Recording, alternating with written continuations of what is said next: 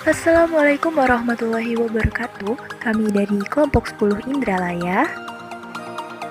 Perkenalkan, saya Dusinta Anggraini. Perkenalkan, nama saya Salu Sajina Zahra Haron. Perkenalkan, nama saya Siti Hawa Ramadhani. Tujuan pembelajaran mampu menerapkan pemikiran logis, kritis, sistematif, inovatif dalam konteks peranan gen pada makhluk hidup, terutama dalam kode genetik pada gen, genom, dan kromosom.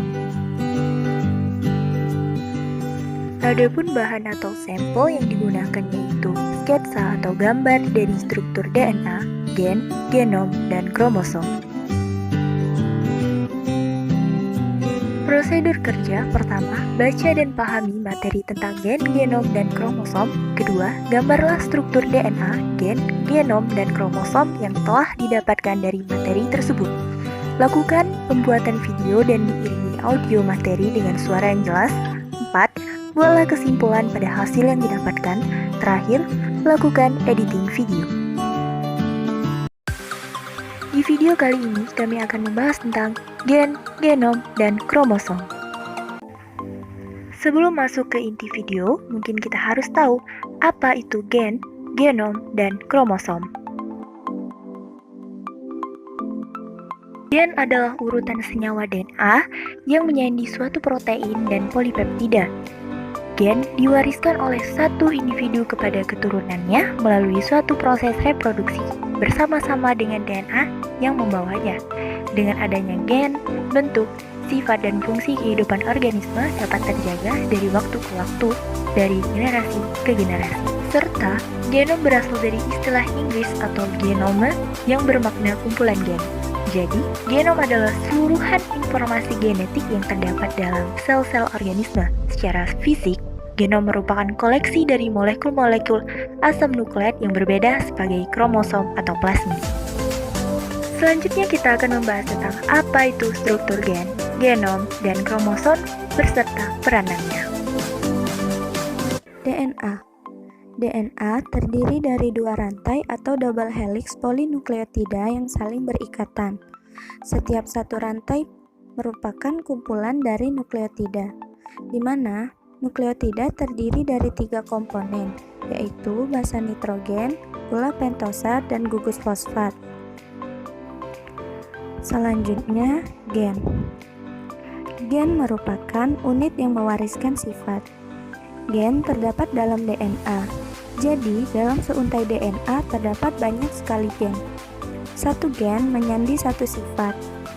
Gen itu seperti sandi atau kode-kode, di mana contohnya pada DNA, kode-kode tersebut adalah basa nitrogen, seperti adenin, guanin, timin, dan sitosin. Nah, setiap gen mewariskan sifat seperti hidung mancung, mata sipit, rambut hitam lebat, dan sebagainya. Kemudian, DNA yang sangat panjang itu dipadatkan dengan cara berikatan dengan sebuah protein yang bernama protein histon. Protein histon ini merupakan protein syarat kromatin, di mana ia nanti akan menggulung DNA menjadi lebih rapat, menjadi sebuah struktur gulungan. Kemudian, keduanya akan membentuk suatu anyaman yang disebut dengan nukleosom. Selanjutnya, nukleosom akan terus menggulung atau berputar, nantinya menjadi lebih rapat lagi dan membentuk gulungan-gulungan, dan dia akan menyusun membentuk suatu bagian di dalam kromosom atau yang biasa disebut kromatid. Nah, kromosom itu sendiri terdiri dari 2 pasang kromatid, di mana kromatid tersebut membentuk seperti huruf X, dan pada bagian tengahnya ada sentrosom. Fungsi dan peranannya. Peran DNA dan gen itu sama-sama sebagai penentu pewarisan sifat. Bedanya pada fungsi, yaitu DNA berfungsi sebagai pembawa kode informasi genetik, sedangkan gen menurunkan informasi genetik. Selanjutnya, genom berperan dalam menyimpan informasi untuk membentuk fungsi organisme dan berfungsi sebagai pembeda setiap individu. Selanjutnya, selanjutnya, peran kromosom yaitu dalam proses pembelahan sel dan berfungsi dalam menentukan jenis kelamin dan membentuk ciri khas tubuh.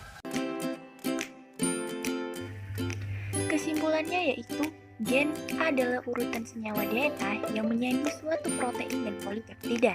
Secara fisik, genom merupakan koleksi dari molekul-molekul asam nukleat yang berbeda sebagai kromosom atau plasmid. Istilah genom diperkenalkan oleh Hans Wilker dari Universitas Hamburg, Jerman tahun 1920 untuk menyebut gabungan gen dan kromosom. Seluruhnya memiliki peran dalam pewarisan sifat, menyimpan informasi, dan sebagai pelindung dalam materi genetik. Sekian dan terima kasih, semoga bermanfaat. Wassalamualaikum warahmatullahi wabarakatuh.